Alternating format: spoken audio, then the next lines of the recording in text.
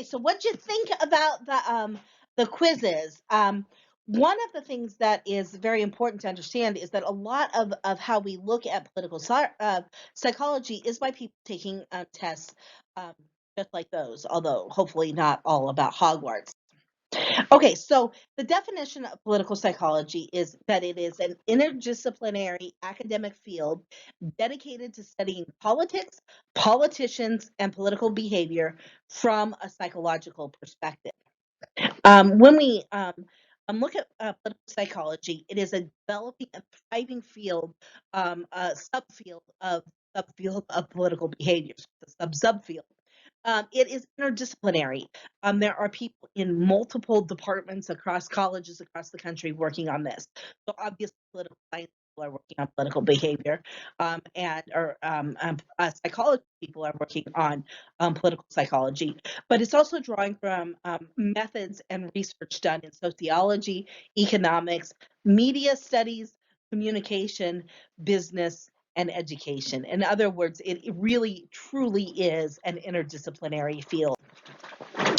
It has cross-disciplinary appeal.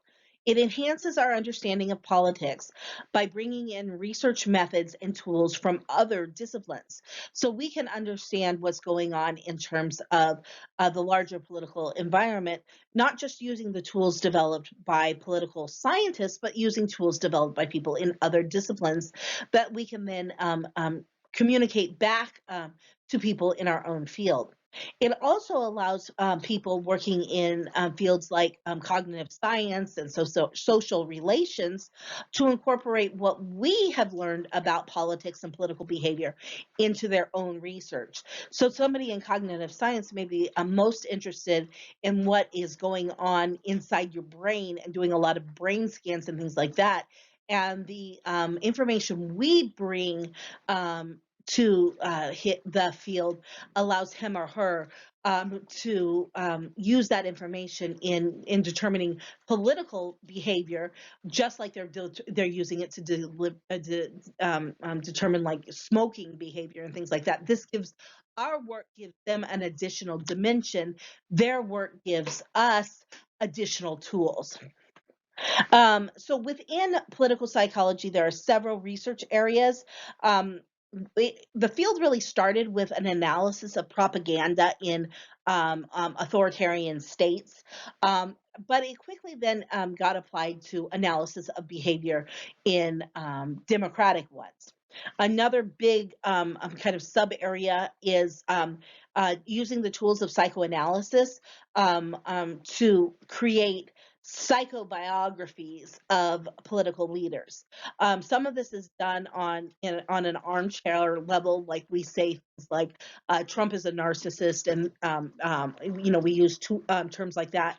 We also like look at his childhood, how he had a distant father, and he was sent to military academy and things like that to kind of figure out why he is the person he is today. This is also used by intelligence agencies to look at the behavior of foreign leaders and foreign actors and make predictions about what they might do based on their psychology. Another area is group behavior. So we talk a lot in political behavior about demographics. And most of the time when we look at those demographics, we say group X votes this way or group, but the intergroup dynamics of that eventual choice are also important. What is the role of the Black church in determining the Black vote, that kind of thing. Another thing that we do is we look at people's motivations. So if somebody has a real need for power and they're motivated by power, that can affect kind of how we look at their political behavior.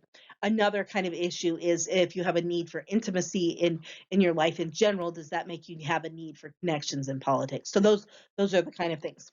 Then another thing we look at is the authoritarian personality type, and what makes someone an authoritarian and or attracted to authoritarian leadership. And then we have something called trait-based political psychology. And this is really the area that best intersects with political behavior, where political psychology and political behavior most overlap. And you just ended up taking a couple of trait-based quizzes. Most of these kinds of quizzes that you will encounter just in your normal life are absolutely bunk. And just like the Hogwarts test probably had very little to do with anything in your real life. So women's magazines have historically run a lot of these kinds of quizzes that some journalists just made up. And now on BuzzFeed and other kind of clickbait websites, they're running a lot of these where they hope you'll put the quiz on Facebook and share it, and then you can all giggle about being Slytherins, right? But there's one big test type that has some real credibility. It's been tested. It's reliable. It's reliable across cultures and across countries. It's got some internal validity, and that is called the Ocean test. And so the next video, I'm going to direct you to a video produced by somebody else on this trait system and how the trait plays out. And it's called Ocean. You might also see it as Canoe. But so go ahead and take a look at that video, and I will be back after that.